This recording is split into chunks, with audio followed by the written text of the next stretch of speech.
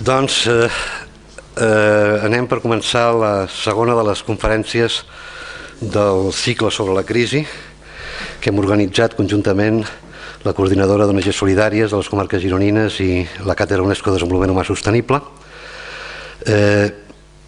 Com sabeu, potser molts de vosaltres, però per si de cas ho dic, en aquest cicle hi havia previstes 4 conferències, es va tenir que anul·lar la primera per malaltia del ponent, del professor Javier Martínez Peinado. Per tant, el cicle el vam començar dilluns passat amb una conferència del professor Sánchez Tabarés que es va ocupar essencialment dels aspectes financers o econòmico-financers de la crisi. Avui farem la segona de les conferències previstes amb el títol El cost humà de la crisi i el seu responsable és el professor Arcadi Oliveras, que és molt fàcil de presentar perquè ja el coneixeu tothom i per tant m'estalviaré moltes paraules. Només dir que afortunadament per mi vaig tenir el goig de poder coincidir amb ell amb alguna de les cruïlles del seu camí cap a l'utopia i això ha permès establir diferents col·laboracions i molt especialment jo li agraeixo no només la participació en aquest cicle sinó la col·laboració que fa sistemàticament amb el nostre màster de desenvolupament humà sostenible, globalització i desenvolupament local. L'Arcadi, com expressa molt bé el títol de la seva conferència, s'ocuparà fonamentalment de les conseqüències socials de la crisi econòmica i tancarem el proper dia amb una conferència que faré jo mateix fent referència a com aquesta crisi és molt més que una crisi econòmica, és una crisi de civilització, una crisi ètica, política i valòrica, en definitiva. Intentarem el proper dia, i això ho dic pels que no vareu venir a la primera conferència, d'alguna manera també fer referència als continguts que el professor Javier Martínez Peinado no va poder exposar per motiu de la seva malaltia. De l'Arcadi Oliveras què podem dir? Doncs jo el que vull dir és que és molt més que un professor, no és només un professor de teoria aplicada de la Universitat Autònoma de Barcelona, sinó que afortunadament per ell i afortunadament per la societat civil és més que un professor, és a dir, és una persona compromesa des de fa molts anys amb moviments de la societat civil, molt especialment amb els vinculats amb la temàtica de la pau. Per tant, jo tinc molt més orgull de presentar-lo en aquesta vessant seva que no pas en la seva vessant de pobre professor d'universitat, que és el que en definitiva també som. Gràcies, Arcadi, i tota la paraula per tu. Doncs moltes gràcies, Jordi, molt bona tarda a tothom. Efectivament, és millor parlar com a militant social que no, com diu en Jordi, com a pobre professor de la universitat, tot i que dins de l'actual societat això de ser professor de la universitat tampoc és ser tan pobre, però en fi, de totes maneres parlarem efectivament de les conseqüències socials de la crisi gràcies a la Càtedra de Desenvolupament Sostenible, vista una mica la seva nova reordenació, però gràcies per aquesta invitació constant que em feu, en Jordi, la Gemma, etc., per anar venint cap aquí, de manera que m'excuso, com de costum, pel meu retard. Vinc sovint a Girona, però sempre tinc la impressió que s'arriba més d'hora del que s'hi arriba i l'entrada a aquesta hora és bastant complicada i l'aparcament ja no diré. De manera que ara estem aquí i parlarem de les conseqüències socials. Evidentment també faré alguna referència una mica externa a aquestes conseqüències socials. Com que no vaig ser a la conferència del meu amic Moncho, tot i que ja sé que parla de qüestions financeres, jo voldria dir que tota aquesta especulació financera de la que suposo que ell va parlar l'estem pagant ara. Una especulació financera de la qual, la veritat sigui dita, no hi ha les més mínimes ganes d'evitar. S'acaba de reunir, ahir es va acabar la reunió d'aquest grup, si se'm permet, d'impresentables que s'anomena Fòrum Econòmic de Davos. I la veritat és que llegint una mica els acords del Fòrum Social, no, social no és el que vindrà, el Fòrum Econòmic de Davos, doncs l'únic que veus és que encara volen apretar aquest cargol una mica més per acabar de martiritzar-nos. No hi ha cap voluntat de resoldre aquesta crisi d'origen especulatiu, de conseqüències variades, però d'origen especulatiu. Per què? Home, doncs senzillament perquè aquells que haurien de prendre decisions són els més grans especuladors i com que són els més grans especuladors mai prendran decisions en compte d'ells. Recordo que ja fa anys que es parla d'una possible resposta, molt petitoneta però possible, per frenar aquesta especulació que ens porta a la crisi i que com a molts de la sala deuen conèixer s'anomena taxa Tobin. Aquesta taxa la va proposar un Premi Nobel d'Economia, James Tobin, ja fa bastants anys, dient que per frenar l'especulació una de les coses que es podria fer doncs, és aplicar, en aquell temps va dir 1 per 1.000, després les xifres han anat canviant, sobre les quantitats especulades. I ell va dir, si apliquem un 1 per 1.000 cada vegada que es compra i apliquem un 1 per 1.000 cada vegada que es ven, doncs acabarem eliminant, va calcular ell en aquell moment, la meitat de l'especulació mundial, perquè es fa amb uns marges tan reduïts que la que li col·loques un 1 per 1.000 d'entrada i un 1 per 1.000 de sortida, doncs moltes d'aquestes operacions perden interès. Però va afegir en James Tobin, l'altra meitat de l'especulació no quedarà frenada, perquè es fa amb uns marges suficientment amples com perquè encara que els hi treguin un 2 per 1.000, doncs puguin seguir continuant. I ell va dir, i d'això fa almenys 20 anys, ell va dir, si apliquem aquest 1 per 1.000, la meitat de l'especulació desapareixerà. L'altra meitat seguirà, però cotitzarà aquest 1 per 1.000. Com que cotitzarà aquest 1 per 1.000, acabarem recaptant. Quan recaptarem?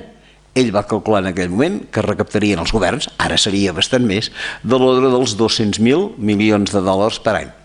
200.000 milions de dòlars per any, fixem-nos-hi bé, suposa 4 vegades més que el que l'ONU demana per erradicar la fam en el planeta. No està mal. Cap moment s'ha volgut aplicar, tirar endavant, la taxa Tobin. El Parlament holandès, el Parlament belga, el Parlament de Canadà, el Parlament de França, fins i tot el Parlament europeu, han votat possibles instauracions de la taxa Tobin, tots han votat que no. I quan ara fa 1 any i 2 mesos, el que aleshores encara era primer ministre de la Gran Bretanya va dir: em sembla que aquesta idea del senyor Tobin de fa tants anys no és pas dolenta, podríem aplicar-la ara en situacions de crisi, va afegir el senyor Gordon Brown, miraré que alguns responsables dels meus ministeris d'Economia tractin la possible creació d'una taxa en aquest sentit.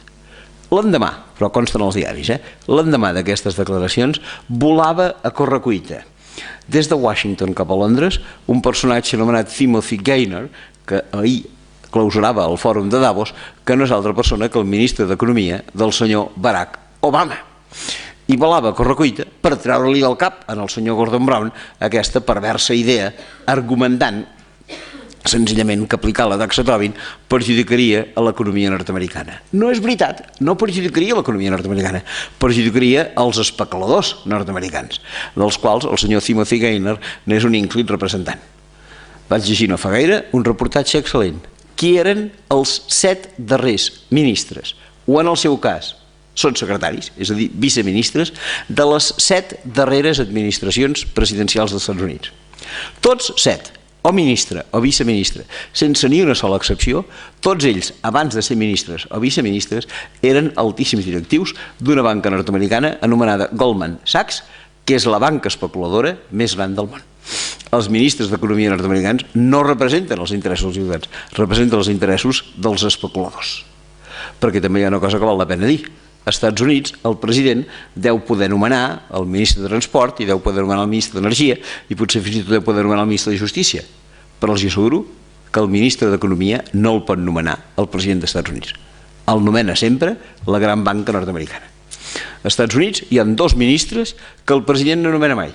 Un, ja ho sabem, el ministre d'Economia, el nomena la banca. I l'altre, el ministre de Defensa, qui el nomena? El Pentàgon. I s'ha acabat. Només cal que ens fixem en com se diu actualment el ministre de Defensa del senyor Barack Obama. I resulta que es diu Bob Gates, que no té res a veure amb aquell Bill Gates que coneixem de la informàtica. Però qui era el senyor Bob Gates? El senyor Bob Gates era el ministre de Defensa del senyor George Bush. Perquè ens agradi o no ens agradi, el ministre de Defensa el nomena el Pentàgon. Que jo conegui, al llarg de la història que he viscut personalment, un sol president dels Estats Units es va negar a admetre les ordres del Pentàgon. Enfadat, va destituir en el director del Pentàgon, un general que es deia Leibnizer. Com tots recordem, aquest president es deia Kennedy, als pocs mesos el Pentàgon l'assassinava, com està demostrat històricament. Aquests són una mica els límits de la llibertat aquesta de la democràcia nord-americana. Per tant, no hi ha hagut cap tipus de voluntat de frenar aquesta especulació. I per tant, l'especulació ha seguit amunt i després l'especulació ha seguit cap avall. S'ha inflat allò que es diu la bombolla mobiliària i també s'ha inflat, en el cas nostre, la bombolla immobiliària. Però, com tots sabem, en el moment en què les bombolles s'inflen, només cal que les punxi una petita agulla i les bombolles, posteriorment, es desinflen. I com segurament hauria explicar en Sánchez Tabarés, una de les raons que va motivar aquest desinflament de la bombolla mobiliària i també, en el cas nostre immobiliària, va començar als Estats Units mitjançant allò que s'anomenava les hipoteques subprime. Vau parlar de les hipoteques subprime? Una mica. Per tant, no cal que les expliqui més. Els valors van començar a davallar i els valors del davallar, doncs el primer que va fer va ser impactar la borsa, que va fer caure doncs, la cotització de les seves accions bastant avall. A la que la cotització de les accions queda afectada, aleshores hi ha un primer problema. El problema és pels bancs, que veuen que uns actius seus, que són els valors mobiliaris, perden cotització i ja no són aptes per ser venuts. En realitat, això és un error dels bancs, perquè, com explicava molt bé un diari que jo tinc per seriós, que es diu Le Monde, els bancs fan una feina que no haurien de fer. N'hi ha una que sí que han de fer, que és rebre diners dels que en tenen i deixar diners en els que no en tenen, cosa que per cert no fan. Però, en tot cas, haurien de fer això. En canvi, els bancs, a més d'això, què fan? Doncs, sobretot i fonamentalment, especular. I resulta que, com que especulen, aleshores, en el moment en què tenen moltes accions adquirides i aquestes accions baixen, ells perden uns actius que els són molt importants per quan les coses van malament. Per què són importants per quan les coses van malament? Doncs perquè els hi serveixen de reserva. És com un roc a la faixa que tenen per quan tenen necessitats de liquiditat vendre's aquestes accions. Evidentment, ara no se les vendran, perquè si se les venen no en trauran ni una tercera ni una quarta part d'allò que tenien quan les van comprar. Primer problema per la banca, derivat d'aquest esclat de la bombolla immobiliària, no poden vendre els seus valors. Segon problema de la banca, el coneixem tots, no cobren les hipoteques. Com que no cobren les hipoteques, què fan? Tots ho sabem, i a més és molt criticable, es queden els pisos. Però quedar-se un pis per un banc deu ser un actiu important, però no és una solució a la seva liquiditat, perquè un banc el que has de fer, d'un pis el que has de fer és cuidar-lo, vendre'l, etc. I això no és senzill. De manera que el segon problema per la banca és precisament doncs, no poder fer líquids aquells valors d'hipoteques que tenen. I tercer problema, del qual darrerament s'ha començat a parlar. Els bancs espanyols, anglesos, nord-americans i irlandesos es van endeutar d'una manera forta amb allò que se'n diuen els fons sobirans. Què són els fons sobirans? Els fons sobirans són els diners, són els estalvis dels 11 o 12 països que tenen al món més acumulació de divises. I per què hi ha 11 o 12 països en el món que tenen més acumulació de divises? Per dues raons. Una, perquè hi ha alguns països que són d'allò que em podria anomenar països del petroli. I com que el petroli abans de la crisi va pujar extraordinàriament de preu, aquells països que tenien i venien petroli es van fer rics. Kuwait, per exemple, durant bastants anys venia el petroli a $60 el barril. Els 2 darrers anys abans de la crisi el va vendre a $160 el barril. Clar, si tu ets Kuwait i passes durant 2 anys a vendre el petroli a 60, a vendre els 60, fas una guardiola que Déu-n'hi-do. Aquests són uns quants països d'aquests que tenen fons sobirans. I després hi ha altres països que també tenen fons sobirans, no perquè siguin del petroli, sinó perquè tenen una tradició que tots coneixem, que és la d'exportar molt i la d'importar poc. I aquests són fonamentalment 3. Un es diu Xina, l'altre es diu Japó i l'altre es diu Alemanya. Doncs bé, Xina, Japó i Alemanya per una banda i els països del petroli per l'altra havien fet un enorme estalvi de divises. Els van constituir, els han guardat en uns fons que s'anomenen així, fons sobirans. Què han fet d'aquests fons? Els han guardat a l'armari? No, perquè no rendeixen. Els han prestat a qui els hi ha demanat. Qui els hi ha demanat? Banca espanyola, banca nord-americana, banca britànica, banca irlandesa. I aquests fons han deixat aquests diners. Amb quines condicions? Bàsicament, a un període de termini de venciment de 5 o 6 anys.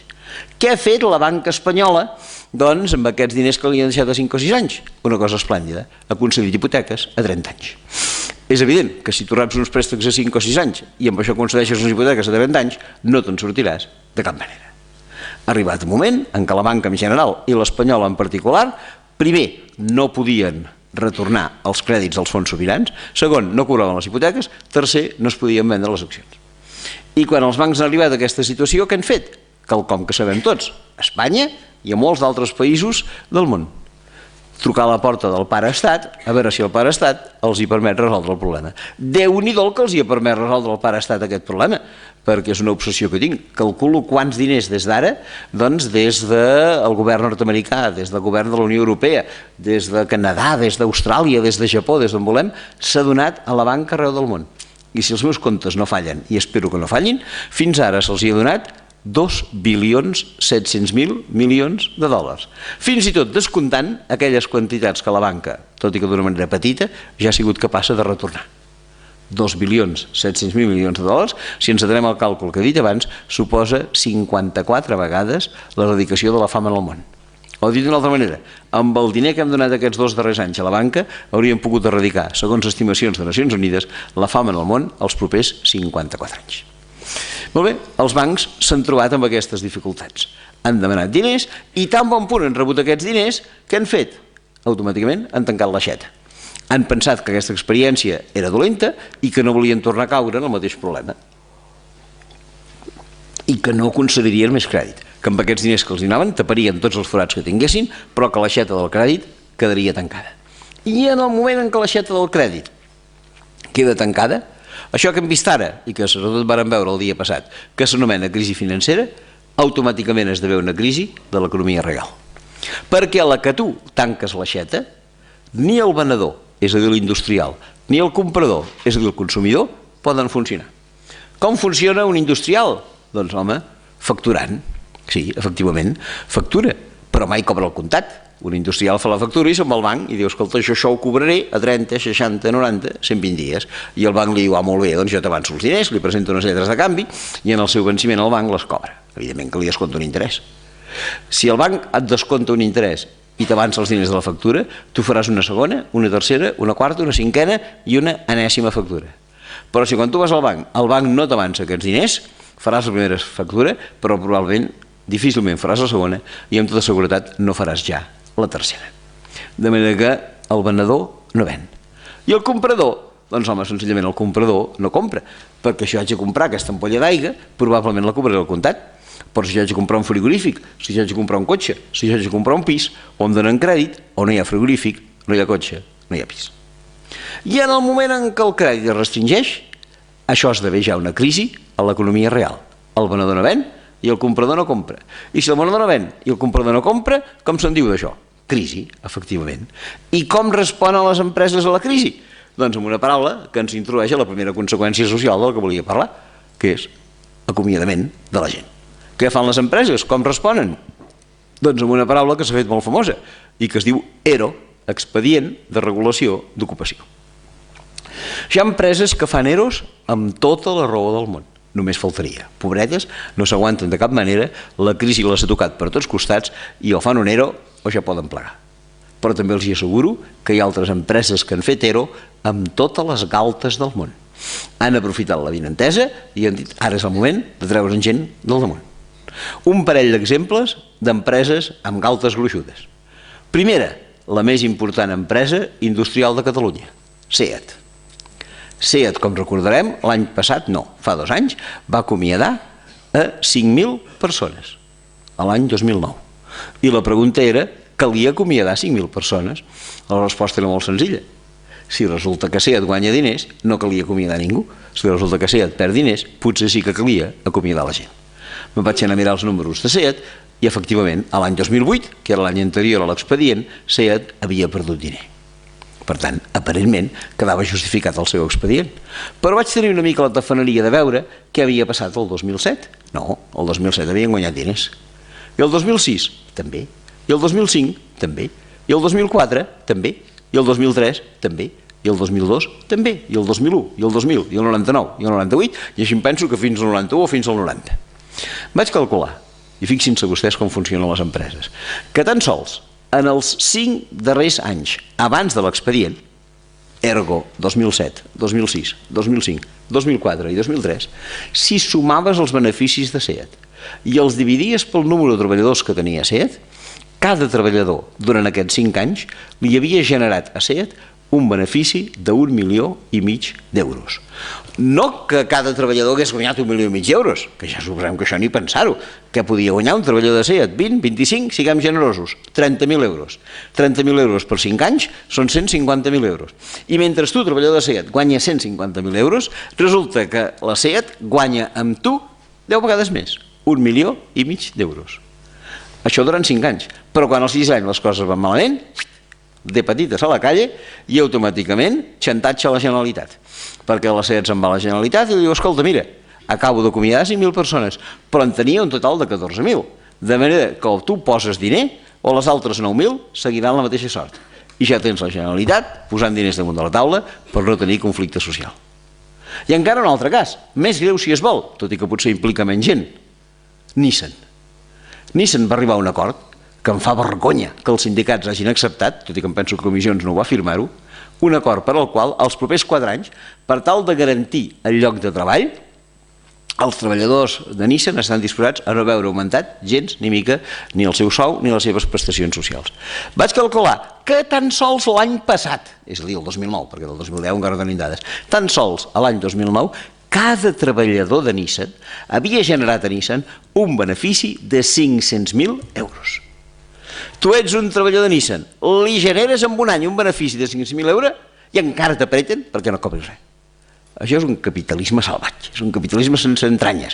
Esclar que diuen els sindicats, és que si no firmem això, se n'aniran. Doncs no es pot admetre que una empresa que està guanyant milions i milions, com està guanyant, em penso que em va guanyar, no sé, 3 o 4.000 milions, la Nissan encara imposi aquestes condicions.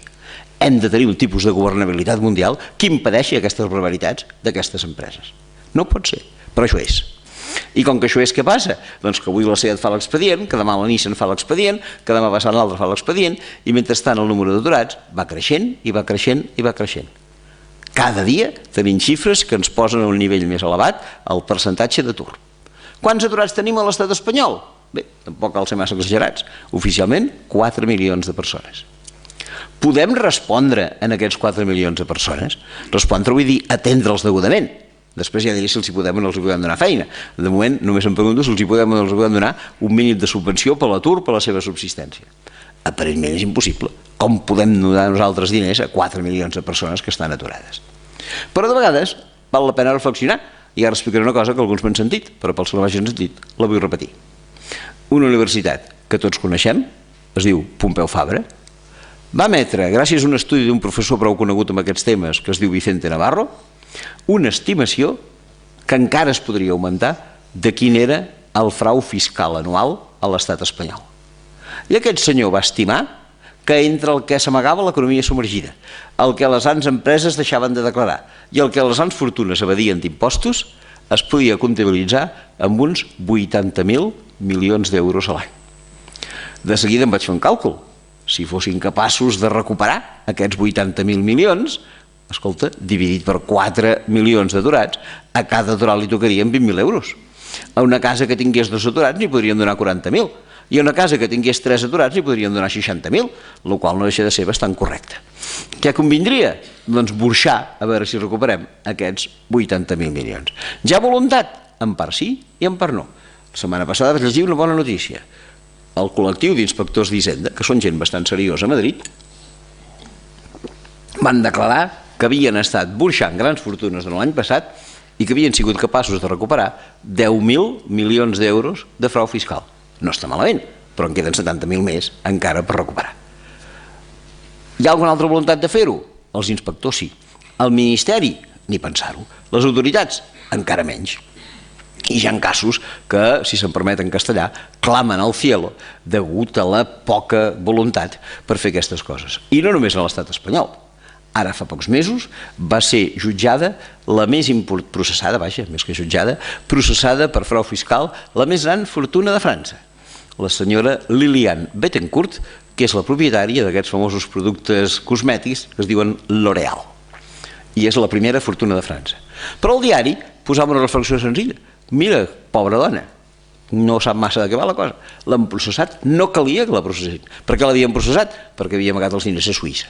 Diu, és que no cal, posava el diari a França.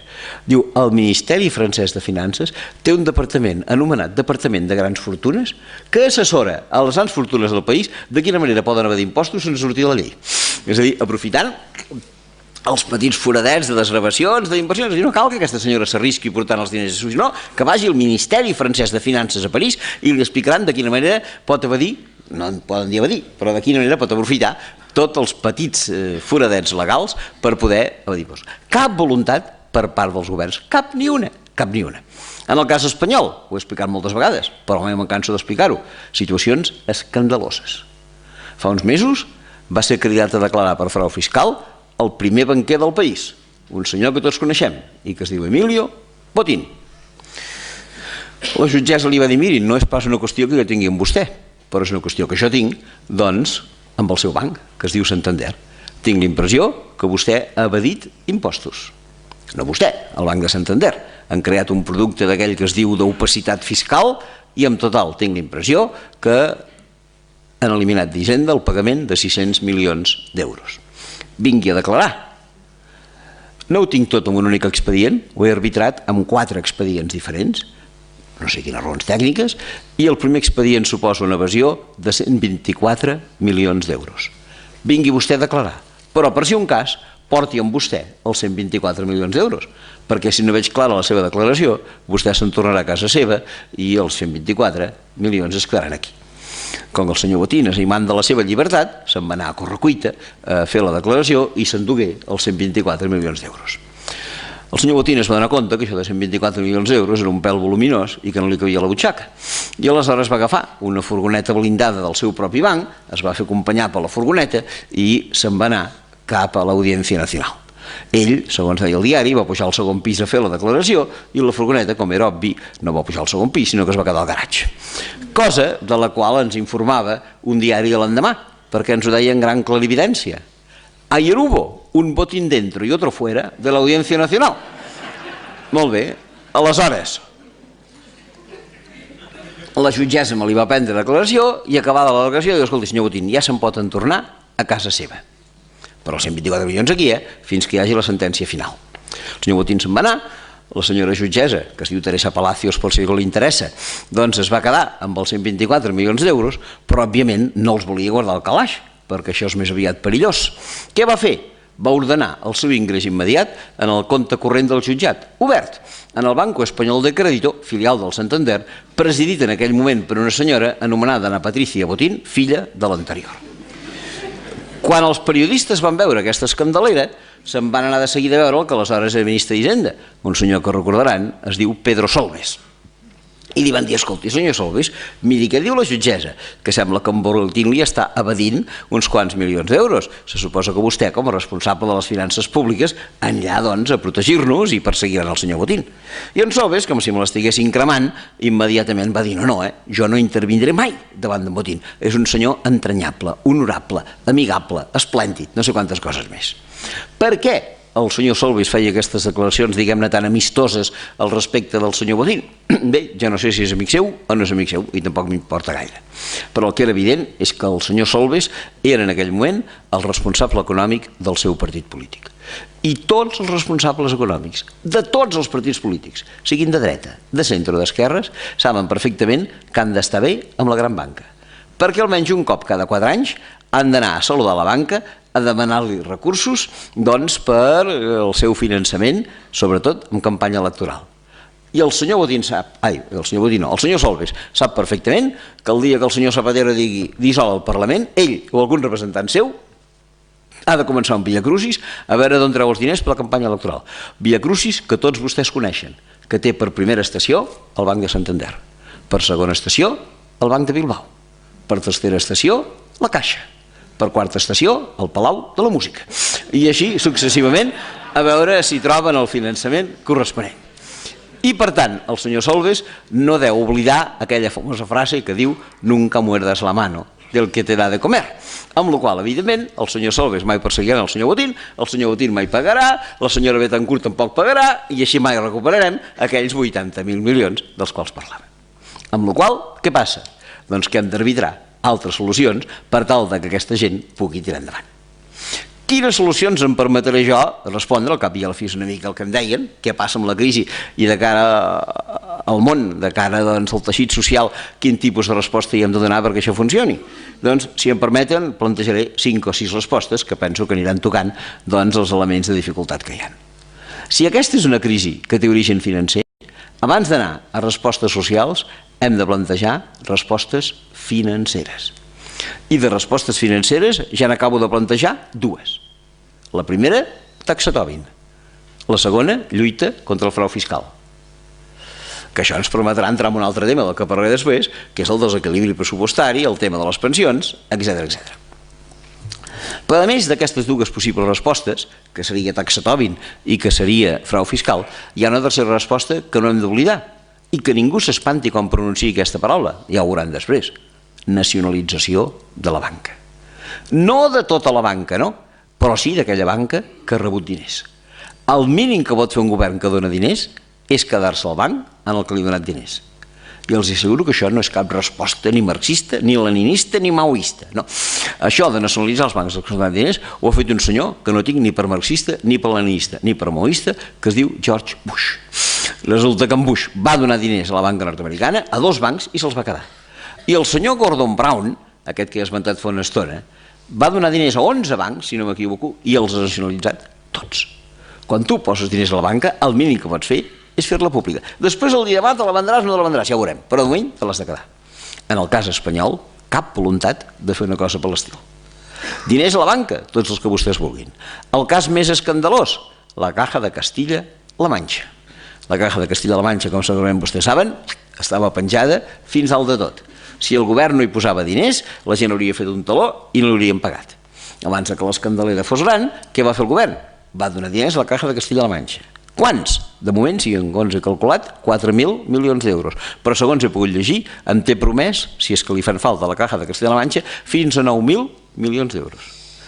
Els diré una cosa, tot aquest programa del senyor Zapatero, que ens va fer anar a la vaga no sé quin dia de setembre de l'any passat, i que a més ha permès que les pensions no pugin, i que a més ha fet que els salaris dels funcionaris baixin, i que a més ha fet que el xeque bebè no funcioni, i que a més ha fet que els 420 euros no sé què.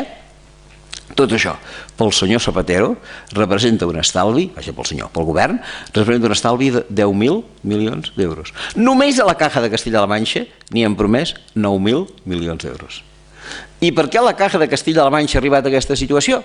Ho explicava el suplement econòmic del diari El País. Primer, perquè els seus directius, per cert n'hi ha un que està a punt d'entrar a la presó, el que van fer és, en lloc de donar crèdits a la gent, donar-se'ls a ells mateixos i no tornar-los mai. I segon, perquè la Caja de Castilla-La Manxa es va embrancar fins dalt de tot en la construcció d'un aeroport a Ciutat Real en el qual aterra un avió cada setmana i és absolutament ruïnós. I qui eren els responsables d'això? Per una banda aquest senyor, que es diu Antonio Hernández Moltó. Mirin, sisplau, el diari d'aquest matí i veuran que diu el diari que està a punt d'entrar a la presó. I l'altre, un que encara no l'ha tocat a la presó, i no sé si l'ha tocarà per aquesta influència. És un senyor el nom del qual no recordo, però recordo el nom de la seva senyora. I es diu Dolores de Cospedal, secretària general del Partit Popular. Així van les coses.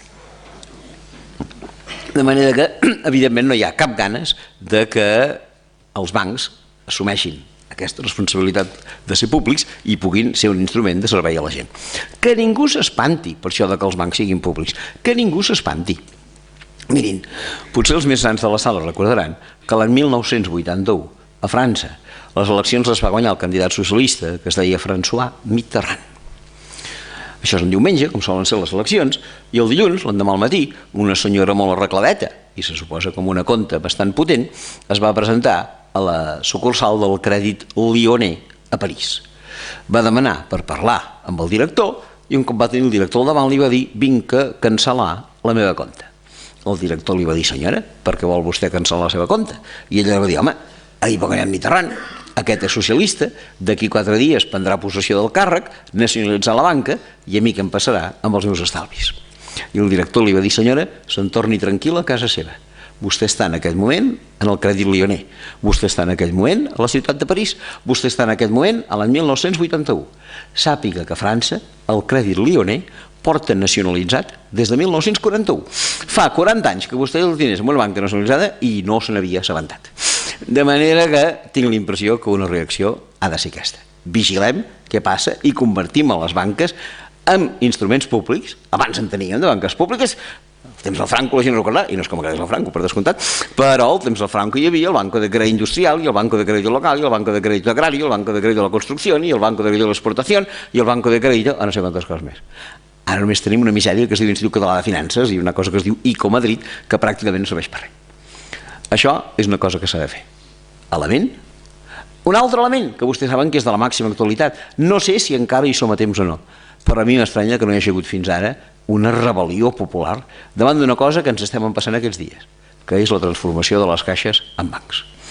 Això no pot ser de cap manera. No dic que les caixes fossin una joia, que no ho era.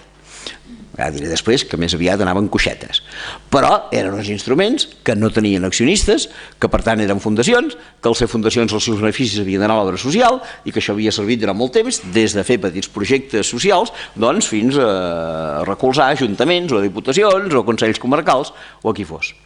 Això no s'ha aixecat ni una sola veu aquesta setmana per protestar contra la indecència que la Caixa es converteixi en un banc. Ningú ha obert boca, ningú. I en podríem dir moltes coses més. Hauríem d'estar tots a les agències a les que tenim oficina, traient dels llurs colors en aquests senyors, que pobrets els caps d'oficina no en tenen cap culpa, dient que sembla mentida que aquells senyors de la Torre Negra d'allà de la Diagonal prenguin aquestes decisions absurdes i només al servei del gran capital. Això no pot ser de cap manera. Les caixes han de canviar. I estan canviant just en el sentit contrari en el que haurien de canviar, excepte algunes poquetes. Fixin-s'hi bé, fins que es va fer aquest procés de fusions, a Espanya hi havia 49 caixes oficialment reconegudes. La primera, la Caixa. La darrera, la Caixa de Pollença. Una caixa que ha mantingut el seu esperit del segle XIX, que no ha especulat ni una sola vegada i que tot i és la més petita de tots, no necessita cap tipus d'ajut i de moment, si el govern la deixa, és l'única que vol seguir actuant tota soleta. S'hauria de tornar una mica en aquests principis, però no, els hem oblidat del tot, començant per la nostra insigne Caixa de Pensions, que se'ls acaba de menjar vostès a Girona, com saben, i que, per altra banda, no és que sigui una delícia d'obra social. Tinc una mena d'obsessió gairebé malaltissa per la Caixa. I els hi puc dir que en els darrers 12 anys he estat mirant any darrere any quins eren els beneficis de la Caixa. I any darrere any he estat mirant si els destinava o no a l'obra social. Jo ingenuament pensava que si no hi ha accionistes que hagin de cobrar res, doncs almenys el 90 o el 100% dels beneficis aniran a l'obra social. Ja admeto que els directius s'emporten un tallet, però de totes maneres l'altre, molt bé. I amb aquests anys que ho porto mirant, la Caixa de Pensions per a la vejez i d'ahorros només ha donat a l'obra social el 20% dels seus beneficis. I vostès em diran, i què ha fet de l'altre 80%? Doncs mirin, un altre 20% l'ha destinat a una cosa que admeto, que es diu reserves, a fer Guardiola pel dia de demà, que no els hi passi lo de la Caja de Castilla-La Manxa, d'acord? 20% més a fer Guardiola, que això l'esperit català ho té molt clar, fer Guardiola. Molt bé, doncs ja tenim 40. Però i l'altre 60%, què n'han de fer? Què han fet fins ara? Suposo que vostès ho saben. Especulació, especulació i especulació. La Caixa destina els seus beneficis a l'especulació borsària, fent inversions del tot inacceptables. Probablement la més important sigui Repsol. No sé si vostès saben que els directius de Repsol a Bolívia i altres països d'Amèrica Llatina estan empresonats, acusats de robatori del petroli de Bolívia des de fa anys i panys. I la Caixa, com a principal accionista, n'és responsable. I no és un tema de Bolívia, no. El director de la Caixa es diu, el director de Repsol, que abans era director de la Caixa, es diu Brufau i viu a Sarrià, no de Ter, sinó al barri de Barcelona. De manera que tenim responsabilitats a prop. I l'altra gran inversió especulativa de la Caixa quina és? Autopistes. La Caixa va comprar autopistes per un valor, fa 16 anys, de 77.000 milions de pessetes. I porta guanyat, segons he calculat, 842.000 milions de pessetes, 11 vegades més de la quantitat que havia invertit. I ens segueix cobrant el peatge fins a l'últim moment. Diem, oh, és que aquí ho han de pagar tots. I és veritat, aquí a Catalunya han de pagar moltes coses. La culpa és de Madrid. Miri, Madrid té culpa de moltes coses, però d'això la culpa és de la Caixa. A veure si ho deixem clar i ho establim degudament. I, per tant, siguem clars amb aquestes institucions. De totes maneres, haig de reconèixer que això la Caixa ja fa temps que ho ha entès. Almenys són autocrítics. Perquè fa un parell d'anys va entrar un lema que tots recordarem, que deia l'obra social, l'ànima de la Caixa. I tenien tota la raó, perquè de cos físic, res, ànima i para de comptar. De manera que això ho van entendre. Com diu molt bé una bona amiga meva, diu, la millor obra social de les caixes d'estalvi, diu, són els caixers automàtics en els que els rodamons hi dormen les nits d'hivern, i s'ha acabat. Això és el problema. Per tant, tot i la crítica que estic fent a l'obra social de les caixes, em sap greu que les caixes desapareguin en aquest sentit. I això, evidentment, és un repte que socialment tindrà moltes conseqüències, perquè tot i que hi destinessin poc, sabem que hi havia doncs, una sèrie d'elements que sí que acabaven sent patrocinats per les caixes. Al pas que anem, això desapareixerà. I tots en serem una mica culpables. En la mesura en què no hàgim anat a veure el nostre director, que pobret estarà martiritzat i que no hi té cap culpa, però que aquest director li digui el de més amunt, i el de més amunt, el de més amunt, i així successivament. Hem de ser responsables. No es pot permetre aquesta gran estafa que s'està fent a la societat Però és una cosa d'un mes fins ara, que ja s'havia vingut advertint des de fa temps, però ara de fa un mes estem en aquesta situació. Jo els pregaria que si demà tenen 10 minuts vagin a veure el director de la Servei de la Caixa. I si 200 persones van a veure el director i demà 200 no es faran cap cas. Però, de totes maneres, s'ha d'intentar a veure si som capaços de salvar aquesta situació. Entenc que, per tant, des del punt de vista financer, hi ha algunes coses a fer per salvar la situació. Repeteixo, un impost que eviti l'especulació, un frau fiscal que ens permeti donar recursos suficients, un canvi en el comportament dels bancs, un canvi en el comportament de les caixes i, per què no, ara seria el moment de tirar endavant allò que se'n diu la banca ètica. No hi entraré perquè no hi ha temps, però en tot cas és evident que els bancs ètics no especulen, són en certa manera com aquesta caixa de pollença del que els estic parlant i que avui per avui ens oferirien garantia de que els diners dipositats en una banca ètica, com vostès saben, només van a 3 destinacions. Primer, generació d'ocupació, segon, educació i cultura i tercer, medi ambient. Què millor que els nostres diners anessin a generació d'ocupació, educació i cultura i a medi ambient. Podem començar a parlar seriosament i vostès diran a la ciutat de Girona i a les comarques gironines on hi ha cap. No, però n'hi ha una a Barcelona que es diu Tríodos, una altra que es diu Fiare, totes elles actuen per internet i com a molt, i potser ni tan sols això, han d'anar un dia a Barcelona a firmar i potser ho pots fer-ho això per internet, no sé com. Per tant, és possible que hagin de començar a treballar en aquests temes. Però anem a l'altra gran qüestió, la que suposo que vostès pensaven que seria la primera que parlaria i que fins ara no he tocat. Com hem de resoldre el gran drama de l'atur? Perquè si això de la crisi té alguna conseqüència social, no hi ha dubte que la primera i la més important són aquests 4 milions escaig d'aturats que tenim. Doncs mirin, no hi ha solució. No hi ha solució. No n'hi ha cap. Mai trobarem feina per 4 milions de persones. Mai. Vostès recordaran que ara fa uns mesos el senyor Montilla, quan encara era president de la Generalitat, se'n va anar a la Xina i va tornar tot content, dient que havia aconseguit que una fàbrica xinesa de cotxes elèctrics, em penso que va dir, s'establís, mai més se n'ha sabut res, però que vingués aquí a establir-se a Catalunya i que generaria 8.000 llocs de treball. Dues coses. Primer, no se'n sabut res. Segon, vaig llegir informes, és l'empresa més negrera de les que hi ha a Xina, que n'hi ha moltes. Però, en tercer lloc, suposant que el senyor Montilla aconsegueixi que aquesta fàbrica vingui, suposant que porti 8.000 llocs de treball, suposant que en generi 8.000 més d'indústries adjuntes, què seran? 16.000 persones. I què són 16.000 persones davant de 4 milions d'aturats? Una gota d'aigua. Els hi asseguro que per aquí que està bé que generem ocupació, sens dubte, que està bé que el senyor Montilla vagi a la Xina, doncs ara ja no hi pot anar, vaja, si va serà en viatge privat. No, el que es tracta és de buscar altres solucions. Ja començo a llegir bastantes coses i tothom coincideix amb el mateix.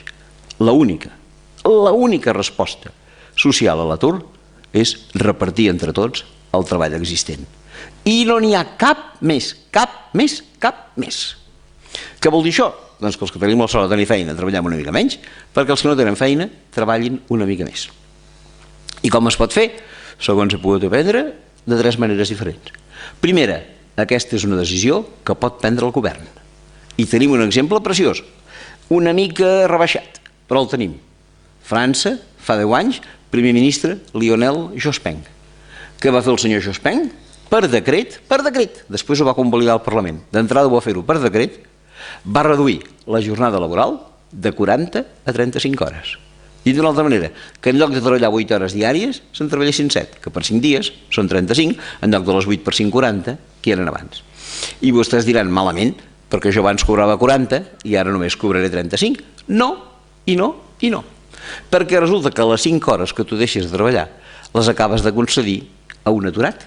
I aleshores el govern de França i també el d'Alemanya, que ho ha aplicat en alguns casos, et paga 5 hores com a aturat. De manera que tu cobres les 35 com a treballador, cobres les 5 com a aturat i n'acabes cobrant, evidentment no 40, però potser 38, o potser 38 i mitja, o potser 39, o potser 37. Doncs què més vols? Si tu tens feina, passar de 40 a 37, quan aquell que no té cap feina passi les 36, 37, 38 hores. Per aquí hem d'anar? Per aquest camí. I per altra banda, com vostès poden saber, aquest no és altra cosa que el camí de la història. Perquè al llarg de la revolució industrial la jornada laboral ha anat baixant de mica en mica. Si són aficionats a llegir les novel·les d'en Dickens, veuran que ell ens parla d'una jornada laboral de 16 hores en aquell Londres fosc del principi de la revolució industrial, jornades que fins i tot feien la canalleta de 10 i 12 anys. I després de les 16 varen poder passar a les 14, i després de les 14 varen poder passar a les 12, i després de les 12 varen poder passar a les 10, que encara hi som. Però oficialment estem a les 8. Molt bé, i qui som nosaltres per aturar la història? Podem passar a les 7, podem passar a les 6, podem passar a les 5, podem passar a les 4. Jo sempre els dic als meus alumnes, quan us jubileu, treballareu, si és que jubileu, treballareu 4 hores diàries, i es posen a riure. Dic, no, igual que aquell que en temps del Dickens, amb les 16 hores, diguessin que en treballaria 8, s'hauria posat a riure. Doncs ara, si en treballeu 8, us diuen 4 i no us podeu posar a riure. La història camina en aquesta direcció. I així ho hem de fer. Evidentment, quan dic això, no ha de ser lineal per tothom. Hi ha gent que té dret a treballar més hores, que té dret a treballar-ne menys, però estic fent una solució així molt global. Qui més ho pot fer-ho? El treballador. El treballador ho pot fer-ho, i tant que ho pot fer-ho el treballador. Jo tinc un antic alumne que, pobret, mai trobava feina, un dia em va venir a veure dient que ja havia trobat feina, i quan li vaig preguntar quina feina havia trobat, em va dir, saps el fulanito, que també era alumne teu? Sí. Mira, aquell doncs no va tenir molta sort. I de seguida, a l'acabar la carrera, va trobar feina. Però noi, volia fer un màster i no tenia temps. Aleshores hi va demanar a l'amo si ens podien repartir la jornada. Ell i jo, l'amo, cosa rara, va dir que sí. I ara ell fa 4 hores i fa el seu màster, i jo faig 4 hores i tinc una mica de feina. Perquè no podem fer les coses d'aquesta manera. Ho pot fer el govern, ho pot fer el treballador, i en darrera instància ho pot fer l'empresa. Com ho pot fer l'empresa? Doncs de la manera que ara els hi explicaré. Resulta que quan estàvem en la crisi anterior, perquè com vostès saben les crisis en el capitalisme són cícliques, doncs l'any 1983 vaig tenir ocasió de fer una visita que em va quedar gravada sempre a un complex cooperatiu a Guipúscoa que tots sabem que es diu Mondragón. En aquell moment em van explicar que tenien 35.000 treballadors. Segurament vostès recorden, en aquella època, tots especialitzats en la fabricació d'unes cuines, marca Fagor, per si algú li interessa. I em van dir que fent cuines no tenien feina per tothom, que la crisi els havia marcat molt i que per la quantitat de comandes de cuines que tenien tan sols podien garantir la feina a 30.000 i no pas a 35.000 persones, que havien de reduir 5.000 persones de plantilla. Havien reunit la plantilla als treballadors i els van dir, nois, 5.000 de vosaltres al carrer. Els treballadors es van reunir, perquè és una cooperativa i qui té la darrera paraula és per descomptar l'assemblea dels treballadors, i van dir, escolten, aquí no s'acomiada a ningú. Tots som cooperativistes, tots ens quedem aquí. Els directors van dir, doncs escolta, vosaltres maneu, perquè en una cooperativa maneu vosaltres, però d'aquí un any no quedarà ningú, perquè això no hi ha qui ho aguanti. De manera que feu el que vulgueu. Llavors els treballadors van respondre amb una solució. Van dir, no, si tu el que vols és reduir de 35.000 a 30.000 treballadors, és que ens estàs dient que ens sobra el 15% de la plantilla, el qual és el mateix que dir que ens sobra el 15% de la massa salarial. El que tu has de fer és de rebaixar-nos el 15% del sou a tots 35.000, acabaràs estalviant la mateixa quantitat de diner i ningú anirà al carrer. I així ho van fer. Tots els treballadors es van estrènyer el cinturó, van reduir un 15% el seu sou, ningú va anar al carrer, i no únicament ningú va anar al carrer, sinó que com que els temps es van girar millors després d'aquella crisi, es van extendre en un altre sector que vostès coneixen i que es diuen supermercats Eroski, i a hores d'ara el complex cooperatiu de Mondragón no té a l'estat espanyol 35.000 treballadors, en té 110.000, i és la cooperativa més gran d'Europa. De manera que quan hi ha voluntat de fer les coses bé per evitar la crisi, es pot fer. Reconec que té molts problemes, Mondragón, si algú diu, si jo conec fulanillo que l'han tractat malament, ho admetré, però en general, com a principi general, és un bon comportament. I encara em van explicar una cosa que em va fer gràcia. Aleshores, ara ja no, que tenien el que ells anomenaven una forquilla salarial. I què volia dir una forquilla salarial? Doncs que hi havia una limitació entre el sou més alt i el sou més baix de l'empresa, que mantenia una proporció de 3 a 1. Director general, 300.000 pessetes de l'època. Últim treballador, 100.000 pessetes. Fa un any i mig vaig coincidir, per casualitat, amb un treballador de Mondragón, i se'm va ocórrer dir-li, escolta, fa uns anys vaig visitar la teva cooperativa i tenia una forquilla de 3 a 1, encara la manteniu? I em va dir, no, perquè han fitxat uns directius que han dit que havien de cobrar uns sous més forts, la direcció ha dit que sí, i ara, com que els estatuts ens obliga a marcar una forquilla, l'hem marcat, però està fixada de 9 a 1. Dic, home, de 9 a 1 no és gaire cooperatiu, això, més aviat és poquet. I vaig quedar, la veritat, un pèl disgustat. Però, certament, només un pèl, perquè mira per on. Just quan vaig tenir aquesta conversa va coincidir amb la caiguda, que vostès recordaran, de la més gran empresa d'automòbils dels Estats Units, que es diu General Motors. General Motors havia fet fallida a Detroit i vaig llegir un informe sobre la caiguda de General Motors. I entre les coses que deien també parlava de que a General Motors hi havia una forquilla salarial, que no anava de 1 a 3, ni tampoc anava de 1 a 9, anava de 1 a 750. Amb la qual, evidentment, hi ha coses a dir. I per si algú de vostès hi ha interès, hi ha una empresa, com tota probabilitat vostès coneixen, que es diu Banco de Bilbao Vizcaya Argentaria, forquilla salarial de 1 a 600. De manera que així van les coses. I encara els diré una altra cosa. El govern americà, que no és massa procliu a donar diners a les empreses, va trobar que això de que hi hagués General Motors ja era massa fort i va posar diners. Quants diners va posar el govern americà amb General Motors? 50.000 milions de dòlars. Exactament el mateix que l'ONU demana per treure un any la fama en el món. Ja veuen que això de la fama en el món ho faig servir com a unitat de compte, però també treure un any la fama en el món. És el mateix que es van gastar per subvenir a General Motors. Però, esclar, el govern americà va dir una cosa bastant raonable. El que farem és canviar la junta directiva. Els empresaris aquests que ho porten, perquè els anteriors han sigut un desastre, han portat l'empresa a la caiguda, ara el govern americà que ha pagat, almenys el que posarà, és el nou equip directiu. Ens van buscar una empresa nord-americana que fos coneguda perquè és capaç de remuntar i restaurar empreses, i en van trobar una, que és la que a hores d'ara dirigeix General Motors. Una empresa nord-americana que es diu Carlyle. Aleshores vaig tafanejar qui era aquesta empresa americana que es diu Carlyle, que avui en dia dirigeix la fàbrica de cotxes més important del món. Vaig tafanejar, com es diuen els seus accionistes, i va ser instructiva la lectura, perquè dels directius aquests de Carlyle hi ha dues famílies prou conegudes. Una es diu família Bush, l'altra es diu família Bin Laden. Exactament. De manera que ja veuen vostès com funcionen les coses. Bé, per tant, davant d'aquesta situació d'atur no hi ha cap mena de dubte. L'única resposta que hem de tenir és dividir el treball entre tots. I això és l'antítesi del que està fent el govern espanyol, que és eixamplar l'època de treball, perquè esclar, això de treballar 40 o 35 hores és el mateix que dir treballar 60 o 65 anys, perquè tot depèn o fer més o menys vacances, tot depèn de com ho mesuris. És l'antítesi del que s'hauria de fer.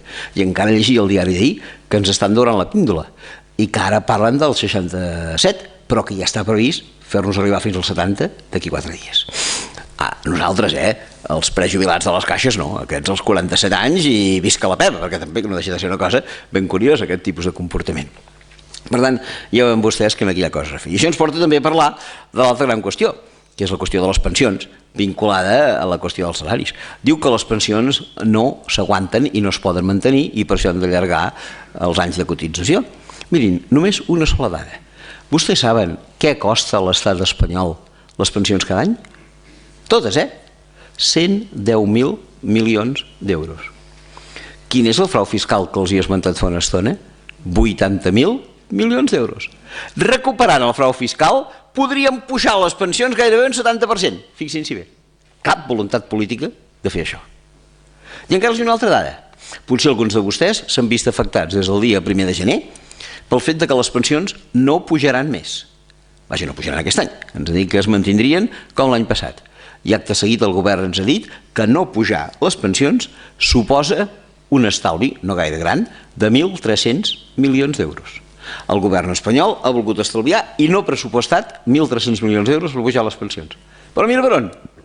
Si revisen els pressupostos de l'Estat veuran que el govern espanyol, en canvi, per aquest exercici del 2011 sí que ha pressupostat exactament la mateixa quantitat, 1.300 milions d'euros, per finançar una cosa que es diu construcció de l'avió de combat F-2000. No tenim diners per pujar les pensions i tenim exactament la mateixa quantitat per participar a un projecte europeu que es diu construcció d'un avió de combat. Projecte europeu en el que intervenen 4 països. Primer, Gran Bretanya, segon, Alemanya, tercer, Itàlia, quart, Espanya. És un projecte que porta 18 anys tirant-se endavant.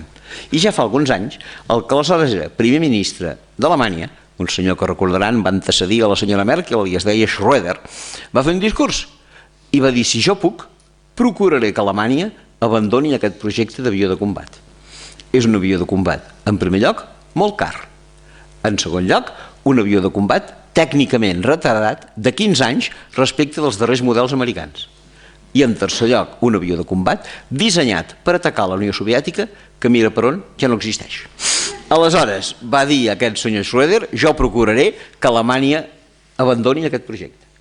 A les poques setmanes el senyor Schröder feia un discurs i va dir: jo ja vaig mirar ja de marxar d'aquest projecte. Però ni banquers, ni militars, ni industrials ho han permès. Qui governa la democràcia alemanya? El senyor Schröder, els banquers, els industrials i els militars. Per descomptat, Espanya mai s'ha proposat abandonar aquest projecte, una vegada que ens hem deixat ser, aquí estem. Però, esclar, Espanya no deixa de ser el país més petit del projecte, davant d'Itàlia, davant d'Alemanya, davant d'Anglaterra, doncs som els parents pobres. I Espanya participa en aquest projecte tan sols amb un 13% de quota. 13%, que és la que ens costa els 1.300 milions d'euros a l'any que els hi acabo de dir. Però, esclar, si tu només participes amb un 13% de quota, tan sols tens dret a construir el 13% de l'avió, perquè aquest avió s'ultima a Múnich, amb músics són alemanys, i cadascú només fa la part que li toca, faltaria més. De manera que Espanya només fa el 13% de l'avió, en concret la cua i l'ala esquerra de l'avió. Si vostès tenen en compte que Itàlia construeix l'ala dreta, ens podem preguntar raonablement si l'avió serà estable o no ho serà. I la resposta, òbviament, és que no, perquè dels exemplars que se n'han enviat, 2 ja s'han estavellat. De manera que ja em diran vostès si té alguna mena de lògica el sistema aquest pel qual no es poden pujar les pensions i tenim diners per tota aquesta mena de coses. Sisplau, que quan es diguin les pensions comencem a parlar-ne més seriosament. Encara un parell de coses més. Què més caldria fer per resoldre aquesta situació i que aquest impacte social doncs, fos el mínim possible? Ja els he donat algunes respostes, diguem-ne, de tipus financer. Els he plantejat també algunes respostes, diguem-ne, de tipus laboral o respecte de les pensions. Una tercera cosa, en la qual segur que molts de vostès estan implicats i que no m'agrada gens, però que és absolutament imprescindible. I què és allò que no m'agrada gens però que és absolutament imprescindible? Doncs molt senzill. Que la gent ha de poder viure, ha de poder pagar el seu lloguer, ha de poder enviar els fills a l'escola perquè tingui un salari digne o perquè tingui una pensió com cal.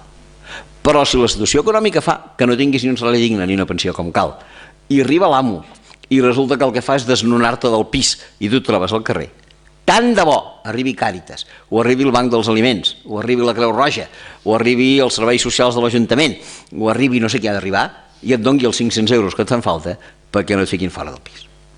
Això no és la solució. La solució és la justícia, no és la caritat. Però en situacions de dificultat com ara, benvinguda sigui la caritat i que sigui el màxim possible. No és la resposta, els asseguro que no és la resposta, però a hores d'ara esdevé completament imprescindible. Hem de buscar respostes de justícia, però és bo que en aquest moment hi hagi una mica de teixit social que permeti aquest tipus de respostes en situacions d'extrema urgència. I aquí és on també volia anar, com a tercer element em penso que és, hem parlat de les pensions, dels salaris, hem parlat de la finança, parlem ara també d'aquesta resposta. Encara un parell de coses més abans d'acabar i entrar en el debat per no allargar-me massa. Següent qüestió. Jo no sé si sortirem o no sortirem d'aquesta crisi. Soc optimista de mena, penso que sí, però no en sortirem de seguida. Vostès saben que històricament, això és una estadística que no fa de mai, totes les crisis de les quals jo tinc notícia, bueno, perquè ja en tinc, perquè llegeixo llibres, totes han donat un promig de 6 anys. Tenint en compte que fa 2 anys i 3 mesos que estem a la crisi, vol dir que ens queden 3 anys i 9 mesos més de crisi, això, aproximadament, per tranquil·litzar l'auditori. Però, a part d'això, resulta que en sortirem o no en sortirem? No ho sé. Però els asseguro que si mai en sortim, mai serà per recuperar el creixement que hem tingut fins ara. Els països occidentals no podem reemprendre el creixement, mai. Moralment no estem autoritzats a reemprendre el creixement, de cap manera. Hem superat el límit del no retorn. I si hi ha una ànima caritativa, política o econòmica, que ens diu ja comença a veure els brots verds, ja no se'n parlen, però se n'havia parlat, aquests brots verds, i d'aquí 4 dies recuperarem el creixement, o el senyor o la senyora que ens ho digui, o està molt equivocat, el qual seria el millor, o té molt mala fe, el qual seria el pitjor. Els hi asseguro que no podem recuperar el creixement. I això no ho dic jo, ho diuen tots aquells que es preocupen per el futur d'aquest planeta, tots aquells que treballen en el món de l'ecologia.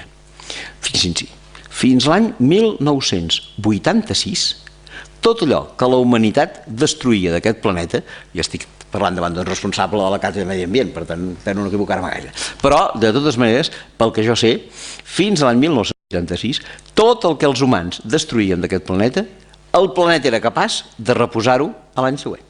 És a dir, que si embrutàvem l'aigua, si contaminàvem l'aire, si tallàvem els boscos, si destruïem la capa d'ozó, si feien qualsevol cosa d'aquestes, el circuit de la naturalesa ens recuperava l'any següent. Però això només fins 1986. Des de 1986, allò que s'ha posat de moda dir-ne petjada ecològica, ja es menja tantes coses que el planeta no li dona temps a recuperar-ho l'any següent. I les últimes lectures que he fet sobre aquest tema m'han dit que tot allò que el planeta va recuperar a l'any 2009, no tinc dades del 2010, no és el que els humans havien consumit el 2008, era el que els humans havien consumit de l'1 de gener al 23 de setembre del 2008. 23 de setembre, Santa Tecla, patrona de Tarragona. Doncs del 23 de setembre al 31 de desembre, què varen fer? Viure de gorra, viure de futures generacions. Això és com aquell que té un bosc.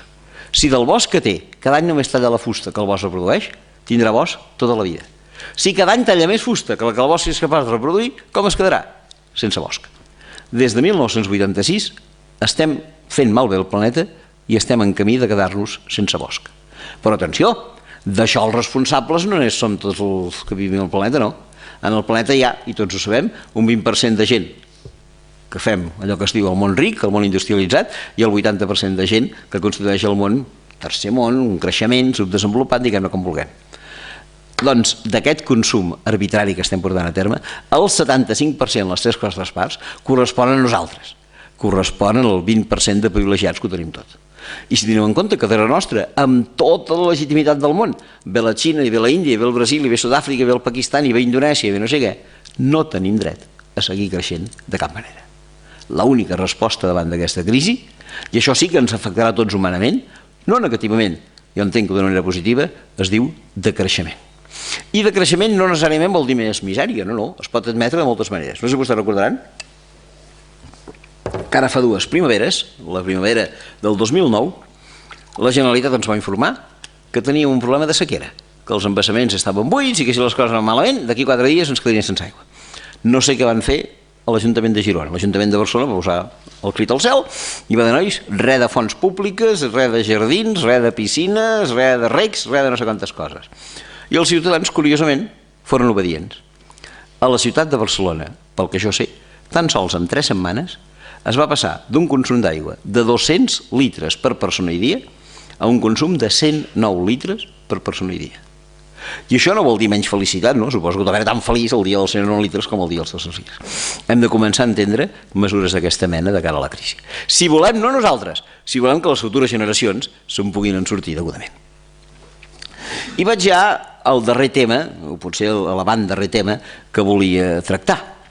Davant d'aquesta situació, tampoc, i això em va demanar en Jordi que ho tractés d'una manera especial, tampoc podem carregar els plats trencats en els immigrants. No en tenen cap culpa, cap culpa. El procés migratori de l'estat espanyol, contràriament al que es pensa, no ha sigut el que ells volien venir, ha sigut que nosaltres els hem demanat, que és molt diferent, perquè la nostra piràmide de població els necessitava. Hi ha una cosa que els que siguin creients poden creure que era profètica, els que no, que pensin que és una altra cosa. A l'any 1999, el Programa de Nacions Unides dedicat a parlar de la població mundial va publicar un estudi, està a disposició de tothom, que advertia que l'estat espanyol era, juntament amb França, Itàlia i Portugal, un dels 4 estats amb població més envellida del món.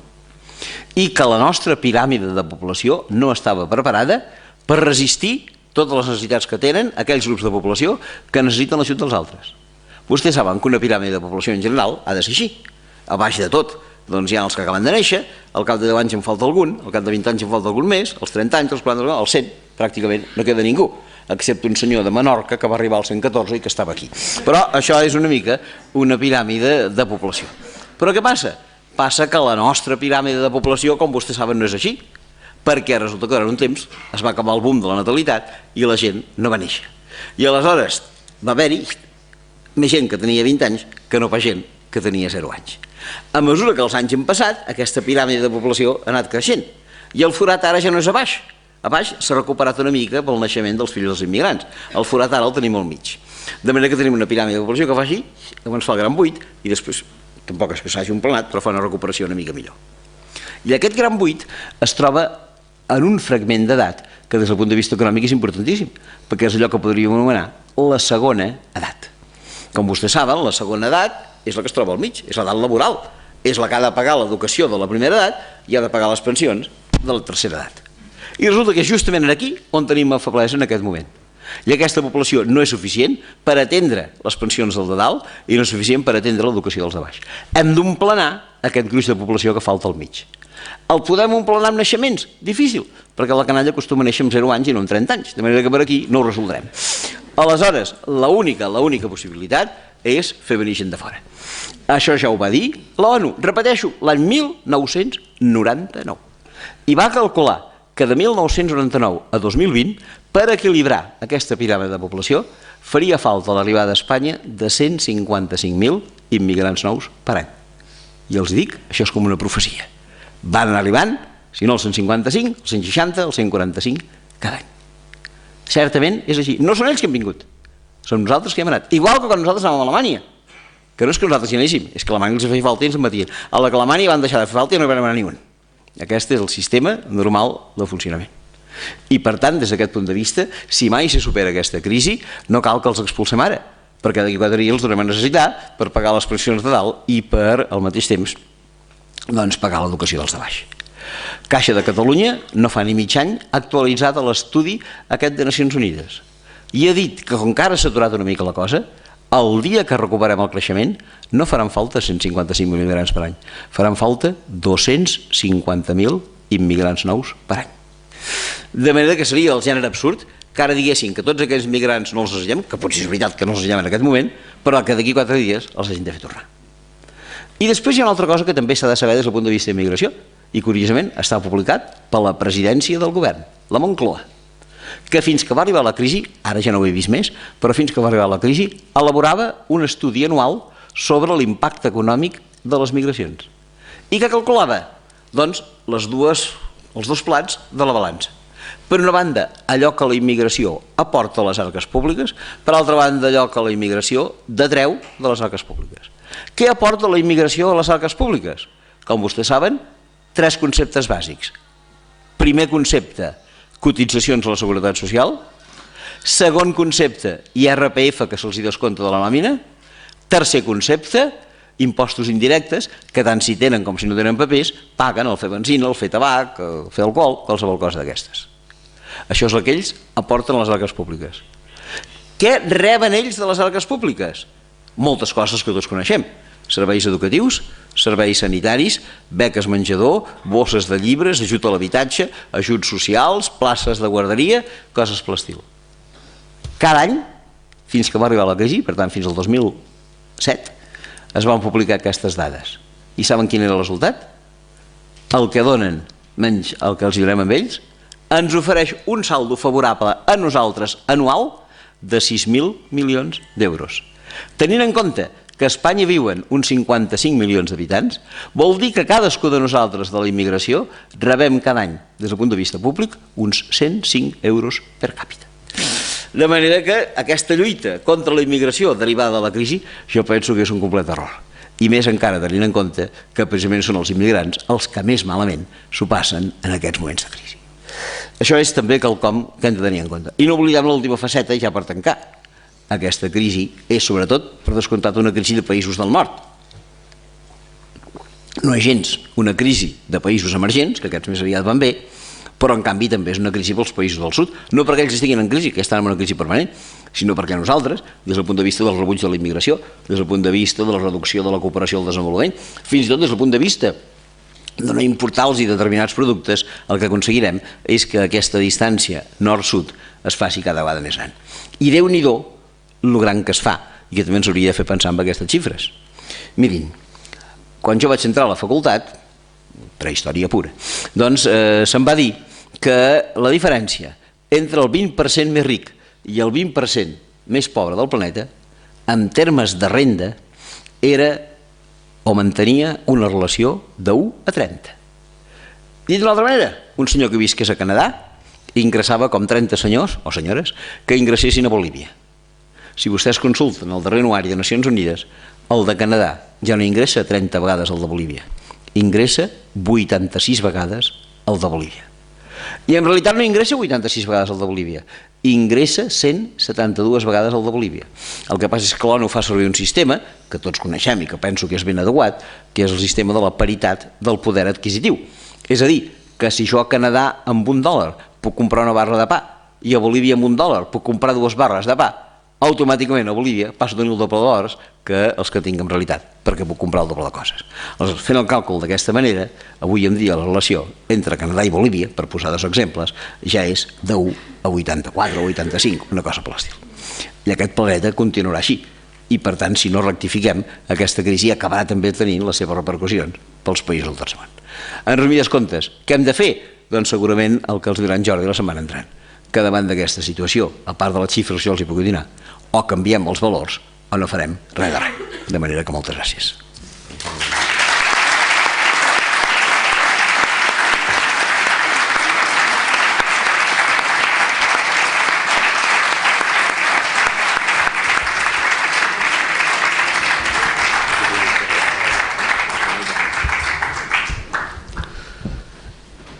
Gràcies, Arcadi. Si us sembla bé, ara, com habitualment, podem obrir un torn de paraules i un debat. Intentaré moderar en el sentit d'anar ordenadament donant la paraula.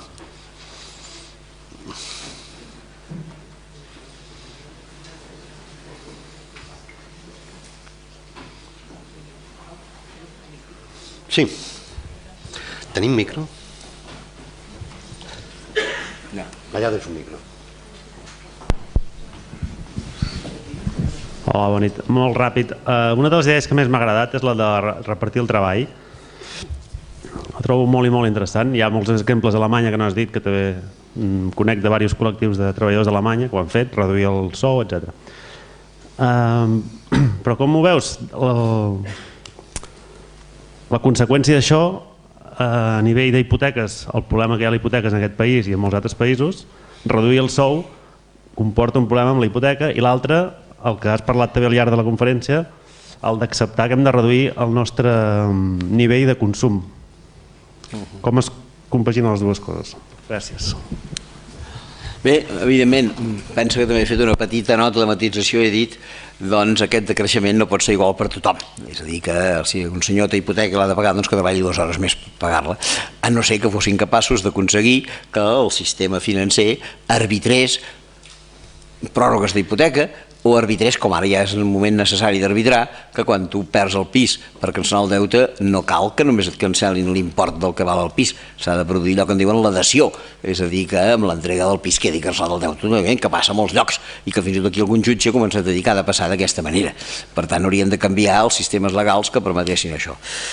Si no, doncs mira, hauran de treballar 2 hores més, què vols que t'hi digui? És veritat. I ja dic que no tothom ha d'actuar de la mateixa manera, cadascú sabrà quines són les seves necessitats i els seus moments. En quant a que això no és fàcil, doncs evidentment que no és fàcil, perquè la corrent d'opinió pública camina en direcció contrària. I poso un exemple, una tenda que a mi em fa allò que es diu una mica de repelús, i que és molt coneguda per altra banda, i que tots sabem que es diu El Corte Inglés. Doncs bé, aquesta, perdoneu, impresentable empresa, resulta que ara, quan s'aprovava el Nadal, 15 dies abans, van agafar tots els diaris dominicals, que a més el diari, quan compres el diari diumenge no dona el diari, dona una muntanya de porqueria. Doncs dins d'aquesta muntanya de porqueria que et donaven el diumenge 15 dies abans de Nadal, hi havia a tots els diaris d'Espanya un llibre de 150 pàgines de paper satinat, editat pel Corte Inglés, que durien tallar no sé quants boscos per fer-ho, explicant a tota la població, que per altra banda estava en crisi, la quantitat de béns davant del nas que podrien comprar i que no podrien comprar mai. Això és una empresa impresentable. I per tant hem de començar a educar la gent que no posi mai els preus al Corte Inglés. Per dir un exemple, en podríem posar molts més. Però ens convé, en certa manera, començar a caminar en aquesta direcció. Tu em diràs, això és l'antítesi del que diuen els mitjans de comunicació. Sí, però no és l'antítesi del que diuen moltes pàgines d'internet, del que diuen molts moviments alternatius, del que diu molta gent. Amb la qual cosa tenim una gran solució. Deixem de mirar la tele, especialment si és Telecinco, i a partir d'aquí doncs, començarem a estar més tranquils per anar canviant una mica aquesta manera de ser. Sé que estic parlant d'utopies, però les utopies ens fan moure una mica.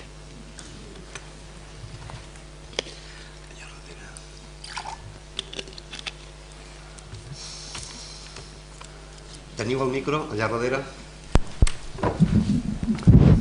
Hola, bona nit. Li volia preguntar dues coses. Fa aproximadament 2 segles, a través d'un tractat internacional, es va prohibir el tràfic d'esclaus. De què se n'ha fet d'aquest tractat? En segon lloc, vostè ha dit que hi havia una empresa que havien repartit el sou dels treballadors i que del directiu ara havien passat el directiu de 9 a 1, però en canvi hi ha altres empreses que són 600 a 1. Doncs bé, Doncs en comptes de reduir el sou, perquè a través de les ONGs i sindicats i tota aquesta gent, amb el bon sentit de la paraula, no s'exigeix un sou mínim interprofessional, que seria ara, 12 anys enrere seria menys, però el que seria ara, i no dic cap bestiesa, de 1.800 euros al mes, 8 hores cada dia, 5 dies a la setmana i 30 dies de vacances a l'any. Espero que això ve relacionat amb el que he dit en primer lloc. Bé, miri vostè, suposo que totes les legislacions estatals que prohibeixen el tràfic d'esclaus deuen ser perfectament vigents, totes elles. Ara, això no vol dir que s'apliquin al 100%. Tinc constància de que, per exemple, la capital del Sudan del Nord, perquè ara hi ha el Sudan del Sud, que és Khartoum, hi ha cada setmana un mercat d'esclaus, però un mercat d'esclaus físic, no això que diem és que aquest senyor està esclavitzant, no, físicament, un mercat d'esclaus, que la gent va a comprar i vendre, i se sap perfectament, i a més hi ha un senyor que es diu Bashir el no sé quants, que és el president del Sudan, que ho permet, de manera que això continua existint, i aquest és un cas que s'ha fet palès perquè els diaris han parlat, però n'hi poden haver-hi d'altres. Que les lleis diuen que no, ben segur, però tots sabem que no totes les lleis es respecten ni de lluny, i una feina nostra també és millorar que les lleis es respectin. En quant al que vostè diu, jo penso que seria una solució magnífica, i en certa manera aquesta proposta que vostè fa molt lligada a uns companys que jo conec però dels quals no sé massa el que estan afirmant en aquest moment, que són els companys que promouen allò que es diu la renda bàsica, és a dir, una renda bàsica de subsistència que fos, vostè l'avalua amb els 1.800, jo no he fet càlculs, però que el govern pot pagar perfectament amb la fiscalitat que té i que aleshores permet que tingui un mínim assegurat, i a partir d'aquí si vol tenir més que treballi amb altres coses i si vol tenir menys doncs que s'hi conformi, i per tant penso que això és perfectament viable, això que vostè diu, només ens cal una mica de voluntat, però massa egoistes som tots nosaltres com per tenir ganes de tirar això endavant. I si no som prou egoistes ja s'encarreguen els mitjans de que ho siguem. Vostès saben que abans el dimecres hi havia Copa d'Europa, el dijous hi havia Copa d'Europa, el divendres, mira, no hi havia res, no, al revés, el dimarts hi havia Copa d'Europa, el dimecres hi havia Copa d'Europa, el dijous hi havia Copa de l'UEFA, el divendres no hi havia res, el dissabte hi havia partits avançats de Lliga, el diumenge hi havia la Lliga i el dilluns no hi havia res, de manera que s'esqueia que 2 dies a la setmana, que eren el divendres i el dilluns, la gent es podia tancar a casa a llegir llibres. Van considerar que això era poc recomanable i aleshores la Lliga de Futbol Professional ja va demanar avançar un partit el divendres, retardar-lo un altre dilluns, per tal d'aconseguir la imbecilització total i col·lectiva de la població. I ningú ha dit res, i així estem.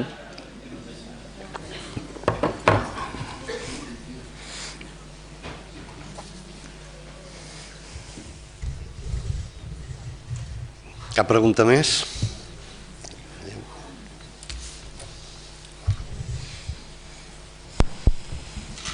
Bones.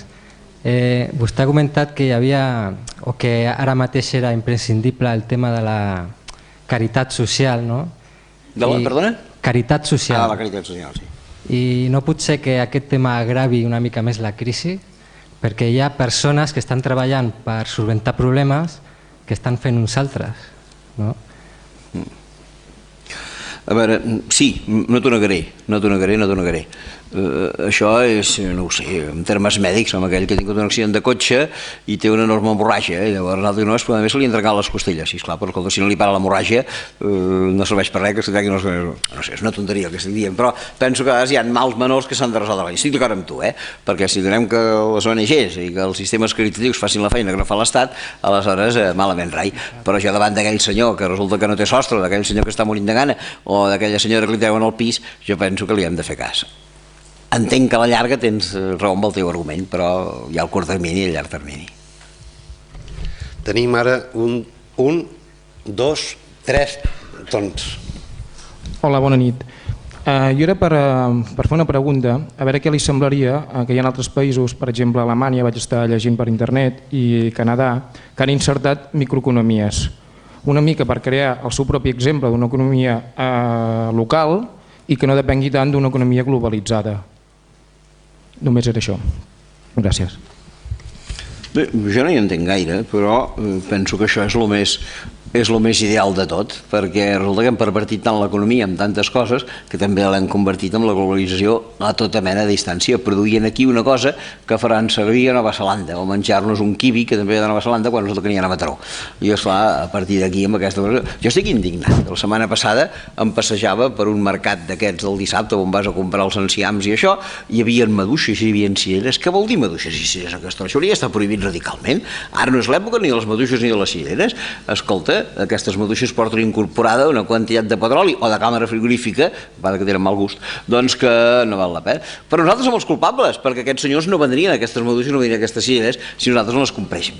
I per tant penso que hem de començar a pensar molt en aquestes produccions locals i també en que cada localitat, cada comarca generi els seus sistemes aquests de petites enclaus, o no sé com han de dir, perquè facin funcionar això. És un element més que els estudiosos de la transformació econòmica estan plantejant. Per a nosaltres no semblem estar per la labor, perquè quan anem a comprar un cotxe tant se'ns fa que vingui del Japó i quan anem a comprar a partir d'aquí doncs anem malament.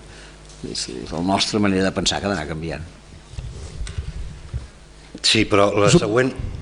Sí, suposo que... Alfa el braç, sisplau, després que vingui el micro aquí, sisplau, No, després. Ara endavant. Sí, suposo que coneixeu la situació de Marinaleda. Aleshores, què penseu d'aquella situació i si pot ser transpolable? Ara fa un temps vaig conèixer el Juan Antonio Sánchez Gordillo, l'alcalde de Marinaleda, tenia un projecte vinculat al Sindicat d'Obreros del Campo, em penso que es deia el SOC, i van anar bé. I tinc la impressió que en aquell moment van generar un sistema cooperatiu de producció agrària que era prou bo. Però com que d'això que li parlo deu fer 20 anys, ara ja no m'atreveixo a pronunciar si ho han fet millor després o si ho han fet pitjor, perquè ho desconec. Ara si vostè ho conec i ens vol explicar, magnífic, perquè jo en aquell temps n'era molt partidari del que està feien allà, però no he sabut res més. Sí, penso que moltes vegades es té que aterrar i sembla que hi ha una situació bastant real aquí a Marinaleda, no? Gent que està pagant per una vivenda 15 euros al mes, la vivenda, o sigui, hi ha tot un treball cooperativista i a vegades ens sembla que ens perdem moltes vegades amb aquestes macroxifres, que efectivament són reals, però que aleshores quedes una mica com decebut, d'un aterrar a el que fem cada dia i què és el que podem fer realment, no? Té tota la raó, sí, això ens tornaria una mica a la intervenció anterior sobre economies locals. És que hem de caminar una mica en aquesta direcció, no hi ha cap tipus de dubte.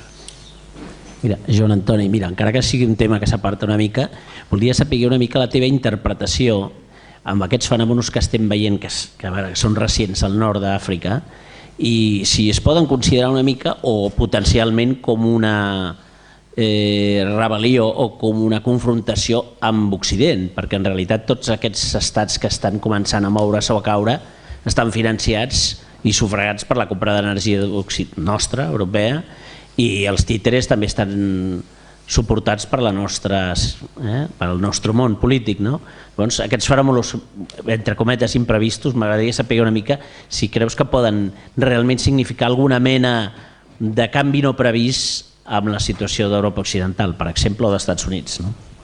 Encara és una mica d'hora per saber què passarà, perquè de lo de Tunísia fa 15 dies i d'Egipte encara no ha passat res. Vaja, no ha passat res de definitiu. A no ser que hagi passat aquestes hores que he vingut de persona cap aquí. Però, en tot cas, doncs no ha passat res. Aquestes coses es van produint i en certa manera no és la primera vegada que es produeixen. A Bolívia, per exemple, també un aixecament popular va fer caure el govern del senyor Goni, que li deien que era un dictador al servei dels Estats Units, un senyor que no parlava ni el castellà, només parlava l'anglès perquè no havia mogut del Fons Monetari Internacional tota la vida, i el van fer president de Bolívia, i un aixecament popular, i ho dic perquè vaig tenir ocasió d'estar a les manifestacions per fer caure aquest senyor en aquell moment a Bolívia, per tant ho tinc molt present. Doncs sí, i després va sortir una evolució, que jo entenc que és bona, que ha conduït el senyor Evo Morales cap a una economia més al servei dels ciutadans. També hi ha hagut revolucions que han acabat podrides. Una que a mi em va encantar molt era la de Nicaragua, i en aquesta sala hi ha molta gent que la va fer, i varen viure tots una revolució estimada, i avui el senyor Daniel Ortega és un perfecte corrupte, i per tant aquella revolució s'ha acabat podrint. De manera que hi ha hagut casos en què la cosa ha anat bé i casos en què no ha anat tan bé. I aquí també hem d'esperar una mica perquè passi. Ara, que estigui passant això, a mi em sembla perfecte, perquè tots aquests són perfectes titelles al servei d'Occident, diguis Estats Units, diguis França, diguis qui es digui, i que senyors impresentables com el Bumara, que el Mubarak, perdó, o senyors impresentables com el Ben Ali o com el Bouteflika o com el propi Mohamed VI, doncs em penso que és bo que caiguin aquests personatges, que potser no hi ha l'estructura preparada, doncs no ho sé, però és bo, jo ho veig molt positivament, que la gent s'aixequi i faci saltar això, perfecte, si després té una continuïtat com cal, esclar. Ara, també ens enganyen molt. Ahir m'explicava un expert, un noi que acaba d'arribar de Tunísia, que els serveis secrets tunisians, al final no van fer-ho, estaven preparant col·locar diferents bombes a diferents ciutats de Tunísia per advertir que això ho havien fet els rebels i poder justificar una repressió que no hi va arribar a temps, organitzat per la pròpia policia i serveis secrets de Tunísia per poder atacar els altres. És a dir, que també amb això hem de mirar de no despistar-nos massa.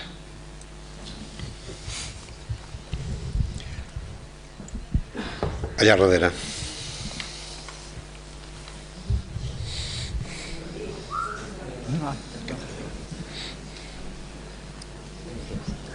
Hola, bona nit. Totes les mesures que has dit jo hi estic, les veig molt clares, però són coses que surten de l'abast normal dels ciutadans normals, diguem-ne, són coses de grans moviments que n'hi ha per anys, són una mica utòpiques. Hi ha una altra postura, o hi ha una altra qüestió que a mi em preocupa, que és en el moment d'anar a votar, que és quan tots tenim el dret a manifestar la nostra opinió. Personalment, per edat i per formació, tinc molt clar que vull votar cada vegada, però cada vegada tinc molt clar a qui no votaré, però cada vegada costa més de decidir a qui hem de votar. És simplement compartir aquesta inquietud i dir, bueno, d'acord a llarg termini, però a curt termini com podem manifestar aquesta protesta o aquestes ganes de canvi o aquestes ganes de que les coses vagin d'una altra manera. Gràcies. Miri, em passa exactament el mateix que vostè. Per raons d'edat, com que no es deixaven votar, tenim fam d'urna i votem sempre. I em penso que jo no m'he saltat ni una sola de les convocatòries electorals des de l'any 75, aquell primer referèndum, fins ara. I la veritat és que moltes vegades he tingut dubtes de qui votar, perquè m'he mirat el panorama. Llavors, quan m'he enfadat, que m'he enfadat 2 o 3 vegades en totes les eleccions, aleshores agafo un partit d'aquests extraparlamentaris que diu coses que estan molt bé però que són completament utòpiques i penso, mira, almenys consola't donant-los el vot a aquesta gent d'aquí abans d'entregar-los a aquests senyors. Això és el que faig en moltes ocasions per no abandonar la idea de predicar el vot. No tinc altres solucions, a no ser que comencem a fer coses que es podrien fer, sense anar més lluny, llistes obertes, perquè i sobretot ara que venen eleccions municipals, per què s'han de barallar la senyora Tura i el senyor Heu? Que els posin a tots dos a la llista i cadascú voti el que dels dos vol i ja està. Això està pres a molts països del món, però sembla que aquí ens fa por això de que la gent no pugui elaborar la llista el secretari d'organització del partit, sinó que ho hagi de fer la gent en general. Encara això ve d'aquell discurs de l'Alfonso Guerra de fa 25 anys, quien se mueve no sale en la foto, el qual volia dir donar capacitat de força organitzativa al secretari que acabava manant. Això s'ha de canviar. I en quant a que les solucions que he proposat són teòricament llunyanes, estic completament d'acord amb vostè, però petites coses cada dia, li asseguro que ho podem fer. Això que hem dit abans de quina fruita comprar, si la d'aquí o la de lluny, doncs és una cosa. Si anar al Corte Inglés o no al Corte Inglés, és una altra cosa. Si posar els comptes a la banqueta i que no, és una altra cosa. Si anar a veure el director de la Caixa o no veure el director de la Caixa, és una altra cosa. Si mirar si podem repartir la feina amb el patró o no, és una altra cosa. És a dir, que déu-n'hi-do de coses que també nosaltres en el dia a dia podem anar fent.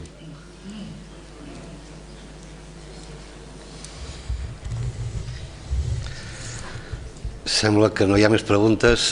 Em permetreu fer-ne una que pot servir també una mica com a preàmbul d'alguna de les qüestions que plantejarem dilluns vinent.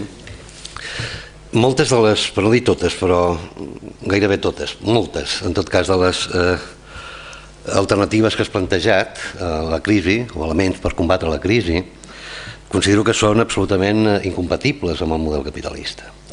Aleshores, una mica per deixar-ho clar, de què estem parlant? De combatre la crisi per sortir d'una crisi més, molt profunda, però una crisi més del capitalisme, o pensar en sortir del capitalisme? Bé, m'alegra que em presenteixis això perquè no voldria que ningú tingués cap dubte. El capitalisme és un sistema econòmic criminal i assassí i s'ha de desfer d'aquí 5 minuts. Això em penso que queda claríssim. El que passa que no sé si el desfarem o no, però és evident que si tu et diuen, escolta, he parlat de la fam diverses vegades, quantes vides humanes s'emporta la fam? L'ONU ens ho diu, 60.000 vides humanes cada dia. Hi ha aliments per tothom o no? N'hi ha de sobres. escolta, ja està explicat tot. Un sistema econòmic que té aliments per tothom i fa morir 60.000 persones de cada dia. És un sistema assassí i criminal. Ningú diria que la mort de 60.000 persones és un acte criminal o un acte assassí. Doncs des d'aquest punt de vista el capitalisme és un acte assassí. Que potser no el podrem canviar de seguida, que hem de treballar molt, que ens hi han d'esforçar, però que quedi clar. És un sistema que s'ha d'abolir de seguida. T'agraeixo la pregunta perquè és així. Perfecte. Arcadi, sí, es tractava de deixar-ho clar, sí. T'agraeixo la resposta. Moltes gràcies un cop més. Podem ja tancar la sessió. Gràcies a tots vosaltres, també a totes vosaltres, i fins dilluns vinent.